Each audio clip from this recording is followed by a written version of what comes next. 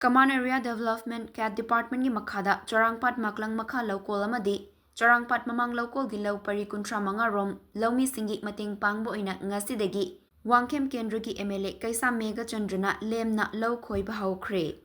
Phase ani thokna chathagadaba lau khoi bagi thapakadu ngasi Charangpat maklang makha lokol dagi haudokladuna CLP gi leader su oiriba Wangkem Kendra gi MLA K Meghachandra hai lamdamasi da thokliba achoba irang asina maramoiraga laumi singna sel thumgi awaba kaya mayoknari amadi lau khoinabagi sel leitabagi kudong chadaba kaya laumi singna mayoknari asigumba laumi singi awaba fiba masida kharada oiraba sumating oinanaba cat department ga khusamnaraga lemna lau khoibagi thabak asi chathabani laumi singi kudong chadaba mayoknaduna lau uba ngamlaroidra haibagi nungnangba amadi awaba kaya mayoknagadaba adu kharamakai kokhanba ngamlagani masina laumina pothok puthokpada achoba mateng oiragani laumi singnasu chinjakta mipal tangdanaba thawai hakchang yauna hotnabiyo hainasu K Meghachandra fongdokhi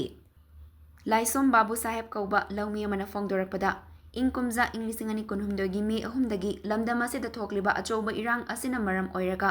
laumi sing kham thengna wanare asiguma matam asida MLA K Meghachandra laumi miyamgi damakta khanbiduna lemna lau khoibibagi thabak lokhat pirakpa asi thawai hakchang yauna nungaiba fawi haina MLA bu thakat pa fongdorakhi